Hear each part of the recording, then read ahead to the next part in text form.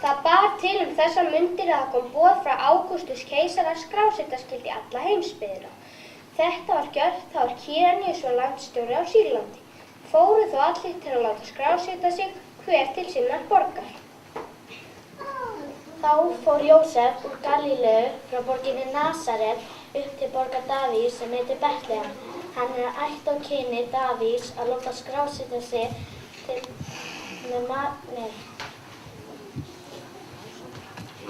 ásamt Maríu sem þá var þunguð.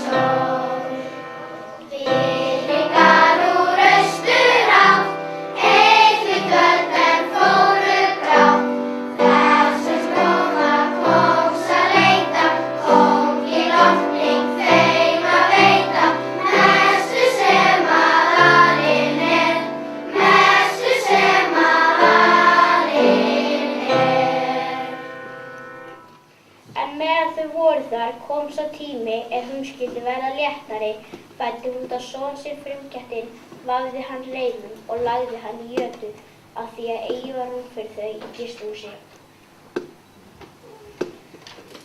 Og í þeirri byggð voru fjárhirðar út í haga og gættu nóttina hjarðar sinnar. Og engill drottinn stóð hjá þeim og dýr drottins hljómaði kringum þá og urðu þeir mjög hræddir og engillinn sagði við þá: Verið óhræddir. Sjá, ég boða mikinn fögnuð sem veitast mun öllu lífinu, því að yður í dag frelsaður fæddur, sem Kristur drottinn borg Davís, og hafið þetta til marks. Þér munu finna ungbarn dreifað og liggjandi í jötu.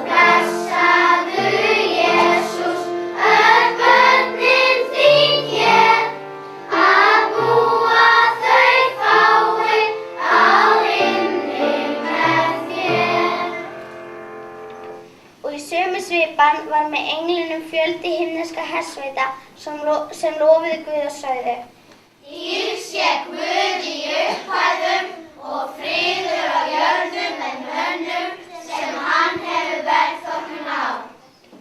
Og englarnir voru farnir frá þeim til himins, sögðu hirðarnir hver við annan: Við skulum frá rakleiðast til Betlehem og sjá þennan atburð sem orðinn og Drottinn hefur fundið fyrst. Og þau fóru með skyndi og fundu bæði Maríu og Jósef ungbarnið liggjandi í jötunni. En þegar þeir sáu barnið, skýrði það frá því sem talað hafði verið og allir sem heyrðu við barn þetta og allir sem heyrðu það undruðust það sem vitringarnir sögðu.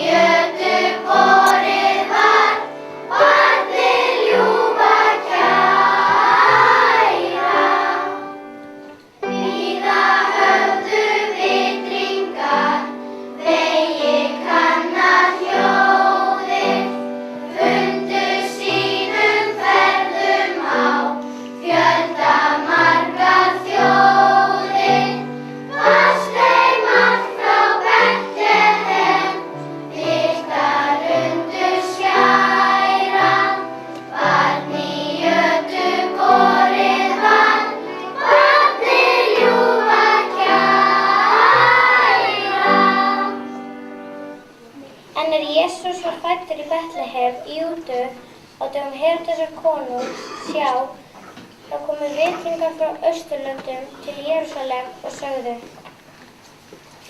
Hvar er hinn nýfæddi gyðingakonungur? Því við höfum séð stjörnu hans austur frá og erum komnir til þess að veita honum lotningu. En þeir sáu stjörnuna, glöddust þeir mjög og þeir gengu inn í húsið og sáu barnið að Maríu móður þess og féllu fram og veittu því lotningu. Og þeir opnuðu fjárhirslur sínar og færðu því gjafir, gull, reykelsi og myrru.